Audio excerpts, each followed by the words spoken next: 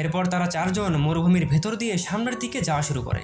অনেকটা পথ আসার পর ম্যাক্স ব্যানকে বলে, আমরা হয়তো ভুল দিকে যাচ্ছি, আমার মনে হচ্ছে আমাদের হয়তো অন্য দিকে যাওয়া দরকার। কিন্তু ব্যান এখানে তাদের কথায় কোনো পাত্তা দেয় না। সে সবাইকে বলে, আমি প্রতি সপ্তাহে এই রাস্তা দিয়ে বিমান নিয়ে যাই, এজন্য আমি ভালো মতোই জানি আমাদের কোন দিকে যেতে হবে। তুমি আমাকে বেশি জ্ঞান দিও না, আমার পেছনে আসলে আসো, না আসলে কোথায় যাবে চলে যাও।